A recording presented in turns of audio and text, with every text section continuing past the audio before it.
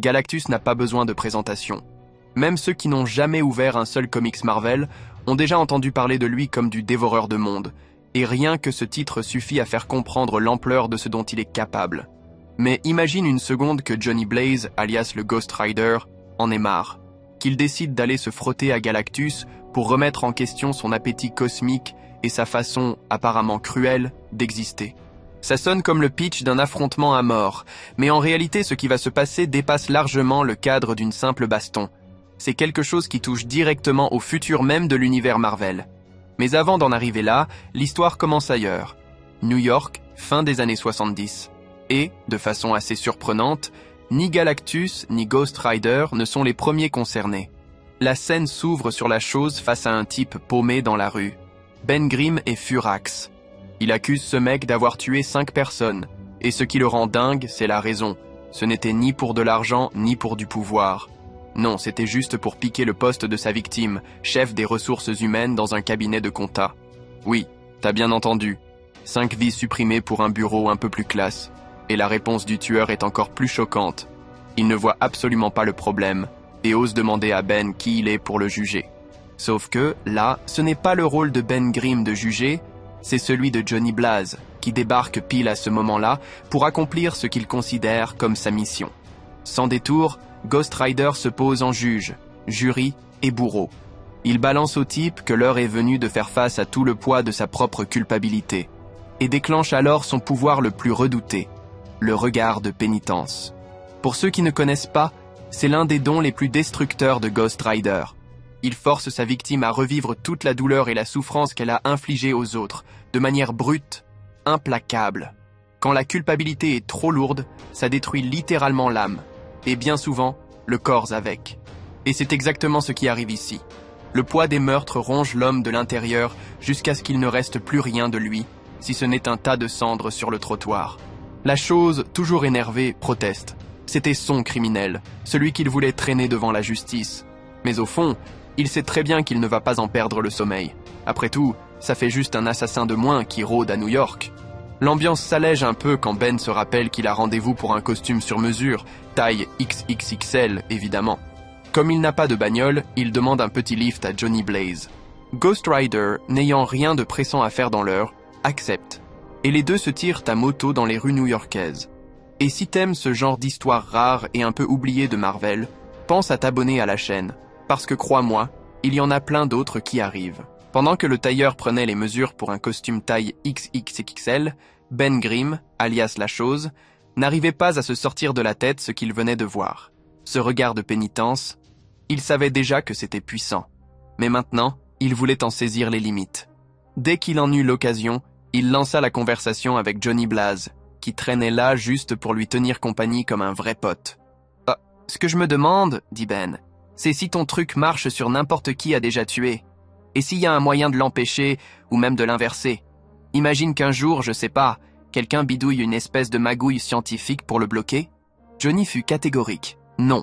Le regard de pénitence est d'origine surnaturelle, et seul quelque chose d'aussi surnaturel pourrait l'annuler. Il cita même un exemple. Une fois, le Punisher avait résisté totalement à l'effet, mais uniquement parce qu'il portait sur lui une plume d'ange, qui avait agi comme un bouclier mystique. Mais la prochaine cible de Johnny n'aurait pas cette chance.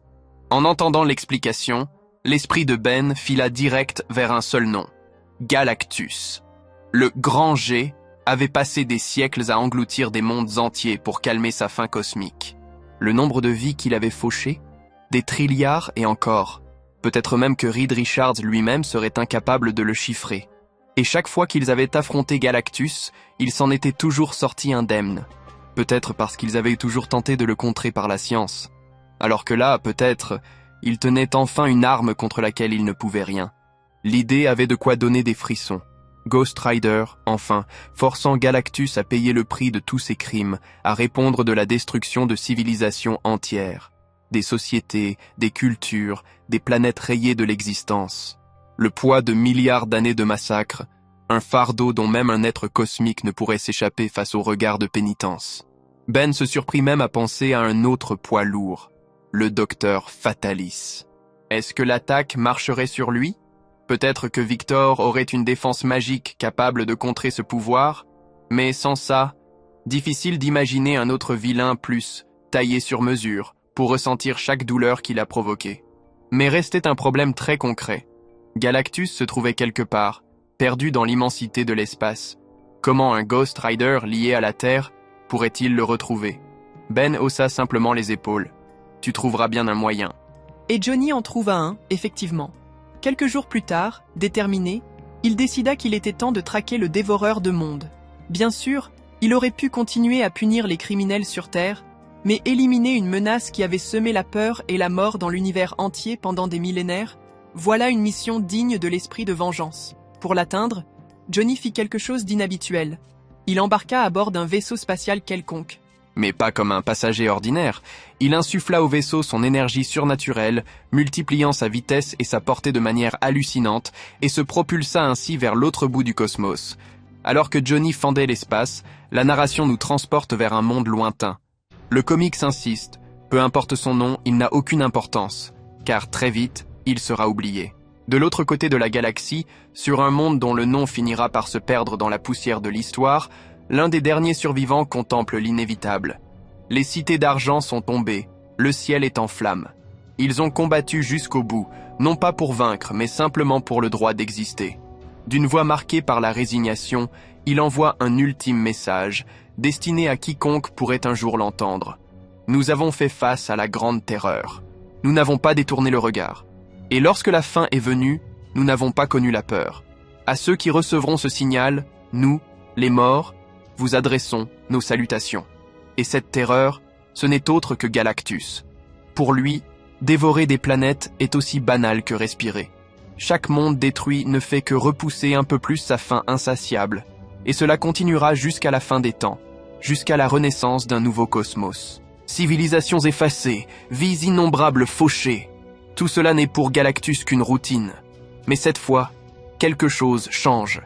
Pour la toute première fois, le dévoreur de mondes allait croiser la route du Ghost Rider, l'esprit de vengeance. Quand Johnny Blaze surgit face à lui, Galactus ne daigne même pas s'en soucier. Il le traite d'insecte agaçant et poursuit son œuvre, comme s'il chassait une mouche. Mais Johnny n'est pas du genre à encaisser le mépris sans broncher, encore moins venant d'un être comme Galactus. Très bien alors, faisons ça à ta manière. En un instant, Johnny se déploie jusqu'à atteindre la taille de Galactus, devenant un géant en flammes flottant dans le vide spatial. Et rappelons-le, il n'a pas reçu le moindre power-up spécial. Ce n'est que Ghost Rider, dans son essence pure, mais utilisant ses pouvoirs sans aucune retenue, parce que face à un adversaire pareil, il n'y a pas de place pour les limites. Le combat s'engage, la puissance cosmique de Galactus contre le feu infernal de Johnny. Leurs attaques s'entrechoquent, illuminant le néant de l'espace, et contre toute attente, c'est Galactus lui-même qui recule sous l'impact. Peut-être l'avait-il sous-estimé. Après tout, d'innombrables ennemis avaient tenté de le défier, tous anéantis en un clin d'œil. Mais cette fois, il comprend son erreur et concentre toute son attention sur l'esprit de vengeance. Les deux en viennent aux mains, un duel de titans qui, vu à travers un télescope, semblerait impossible. Deux entités colossales échangeant des coups en plein cosmos. Au paroxysme de l'affrontement, Johnny parvient à immobiliser Galactus. Il le maintient fermement et d'une voix lourde de jugement prononce « Que la culpabilité de tes crimes te condamne. Affronte maintenant les flammes mortelles du regard de pénitence. » C'était pour ça qu'il avait traversé l'univers. Johnny Blaze libère enfin le regard de pénitence sur Galactus, prêt à mettre un terme, ici et maintenant, à l'existence du dévoreur de mondes. L'énergie surnaturelle plonge au plus profond, cherchant à atteindre ce qu'il pourrait rester de son âme. Mais rien ne se passe. Littéralement rien. Galactus se détourne simplement, l'air ennuyé, comme s'il avait déjà perdu tout intérêt pour ce combat. Sans se presser, il commence à s'éloigner, laissant Johnny figé dans le vide cosmique, abasourdi, incrédule. Et le plus étrange, c'est qu'en théorie, ça aurait dû marcher. Ce n'est pas comme si Galactus était insensible à toute forme de résonance émotionnelle. Des décennies plus tôt, dans Fantastic Four Vol. Honor 243, Dr. Strange avait accompli quelque chose de très similaire. Grâce à la magie, il avait pénétré les profondeurs de l'esprit de Galactus, l'obligeant à affronter le souvenir et le poids de toutes les vies qu'il avait détruites. À ce moment-là, le résultat avait été dévastateur. Galactus en était venu à hurler de douleur, secoué par l'impact. Mais ici, rien. Peut-être une question de power creep. Peut-être que les pouvoirs de Johnny agissent différemment, de façon plus subtile. Toujours est-il que l'esprit de vengeance ne comprend pas comment il a pu échouer. C'est alors que surgit le gardien.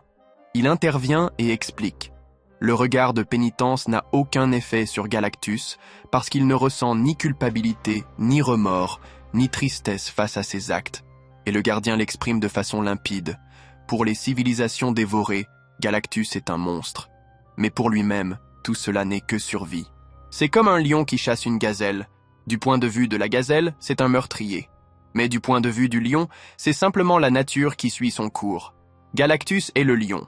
Les mondes, les gazelles. Il ne détruit pas par plaisir ou par cruauté, mais parce qu'il doit se nourrir pour exister. Johnny a déjà entendu ce genre d'argument. Du Punisher, du tireur d'élite, même de Thanos. Et jamais il ne l'a accepté. Pour lui, chaque action a un prix, et même Galactus doit le payer. Alors, d'une voix chargée de détermination, Johnny jure que si le regard de pénitence ne suffit pas, il trouvera une autre voie. Même si cela prend 1000 ans, il restera là, à lutter contre le dévoreur, jusqu'à ce que l'un des deux cesse d'exister. Mais le gardien l'interrompt de nouveau.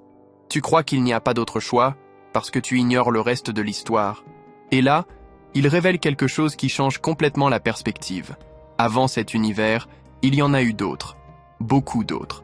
L'actuel n'est que la 8e incarnation de la réalité. Entre la mort et la renaissance de chaque cosmos, il y eut des ères entières. Et dans l'univers précédent, le 7e, Galactus n'était pas un dieu cosmique. Il était un homme, un mortel nommé Galan, le dernier survivant de sa réalité. Galan a été témoin de la fin de son univers, et, d'une manière ou d'une autre, il a survécu. Il a été recréé dans le nouveau cosmos, mais il a apporté avec lui une fin qui ne pourrait jamais être rassasiée. La fin de Galactus, ça, tout le monde la connaît déjà. Elle ne peut être apaisée qu'en dévorant des mondes entiers. Rien de nouveau sous le soleil. Mais ce que le gardien révèle à présent va bien au-delà, et c'est là que l'histoire devient vraiment troublante. Il commence par expliquer que toutes les versions précédentes de l'univers, et elles furent nombreuses, ont fini par disparaître. Depuis le tout premier instant de la création, chaque cosmos a eu son cycle, et inévitablement, chacun est mort. Et, à l'ultime instant, lorsque tout était déjà condamné, seuls quelques élus étaient désignés pour survivre. Ces élus ne revenaient pas comme de simples êtres vivants. Ils se transformaient en colosses cosmiques, des entités si immenses et puissantes qu'elles pouvaient détruire et consumer des étoiles, des systèmes, voire des galaxies entières. Chacun devenait le grand destructeur de son propre univers. Et leur rôle était simple, mais d'une brutalité sans nom. Tout absorbé, jusqu'à ce que, des trillions et des trillions d'années plus tard, l'univers atteigne lui aussi sa mort thermique, ne laissant derrière lui que ce survivant. Dans le cas de notre réalité, l'élu de l'incarnation précédente fut Galan, qui renaquit en Galactus. Johnny Blaze écoute, stupéfait, et finit par demander « Alors, tu es en train de me dire que, du début à la fin, tout ça n'a aucun sens, que tous les êtres de tous les mondes n'existent que pour finir un jour dévorés, qu'il n'y a aucun but plus grand ?» Le gardien répond par une analogie difficile à avaler. Pour un fermier, aurait-il du sens de semer un champ de blé et de ne jamais le récolter ? De simplement le laisser pousser et pourrir au soleil ? Selon lui, tout finit par mourir, avec ou sans Galactus. Tôt ou tard, chaque monde, chaque civilisation, connaîtra sa fin. Mais lorsque Galactus dévore une planète, il se passe quelque chose qui dépasse la simple destruction physique. Il ne se nourrit pas seulement de matière, il absorbe aussi l'art, la musique, les récits, tout ce qui donnait identité et sens à chaque peuple. Et surtout, il engloutit la volonté de vivre de ces êtres, cette détermination farouche à se battre jusqu'à la toute dernière seconde pour survivre. Cette force, cette énergie collective, devient une part de lui. Et au fil des trillions d'années, elle s'accumule, jusqu'à devenir si vaste que lorsque l'univers s'effondre enfin, elle explose de l'intérieur de Galactus, façonnant la naissance du cosmos suivant. Autrement dit, chaque nouvel univers est imprégné de tout ce qui a existé avant. Des souvenirs, des beautés, des tragédies et de la résistance des innombrables civilisations qu'il a consumées. Le cycle se poursuit. Création, destruction, mort et une nouvelle renaissance. Le gardien conclut en dévoilant le point final de cette fresque cosmique. À chaque nouveau cycle, la création devient plus forte, plus raffinée que la précédente. Un pas de plus vers la perfection absolue. La logique est simple, du moins en théorie. Tout ce qui a existé, peuple, monde, culture, histoire, est absorbé et recyclé dans un nouvel univers. Ce processus se répète pendant des trillions d'années, un nombre incalculable de fois. Et, selon le gardien, un jour, après une infinité de renaissances, cette perfection sera enfin atteinte. Un cosmos idéal, un véritable paradis, façonné à la fois par les merveilles et par les tragédies de tous les univers passés. Dans ce grand schéma, Galactus ne serait donc pas un monstre irrationnel, mais bien une pièce essentielle permettant à ce cycle de continuer. Mais Johnny Blaze, le Ghost Rider, ne l'entend pas de cette oreille. Même après avoir entendu toute cette explication, il répond simplement qu'il s'en fiche. Pour lui, rien ne justifie la destruction de milliards de vies aujourd'hui au nom d'un hypothétique paradis qui n'adviendra que dans des trillions d'années. Galactus doit payer, ici et maintenant. Le gardien le met en garde. Si Galactus est détruit, peut-être que les futurs univers n'existeront jamais. Mais Johnny n'hésite pas. Il est prêt à affronter le dévoreur de mondes pendant des millions d'années s'il le faut, jusqu'à ce que l'un des deux tombe. Sauf que, sur l'échiquier cosmique, la volonté d'un seul être, même aussi puissant que l'esprit de vengeance, ne pèse pas grand-chose. Et avant même qu'il s'en rende compte, le décor se déforme autour de lui. En un instant, Johnny se retrouve projeté de nouveau à New York. On ne sait pas vraiment si c'est le gardien qui l'a renvoyé, ou si des forces bien plus grandes, peut-être même le tribunal vivant, ont choisi d'intervenir pour l'empêcher de bouleverser le cours naturel de l'univers. De retour sur Terre, Johnny médite sur tout ce qu'il a entendu. Peu après, il croise Ben Grimm, la chose, en train de dîner avec sa petite amie. Et c'est à ce moment qu'il en arrive à une conclusion simple. Tant qu'il restera de la beauté, de la joie et de la bonté dans ce monde, ça vaut la peine de se battre pour elle. Même si la cruauté, la mort et la destruction font aussi partie du chemin. Voilà. Si quelqu'un s'est déjà demandé à quoi ressemblerait un affrontement entre Ghost Rider et Galactus lui-même, eh bien, on a enfin la réponse.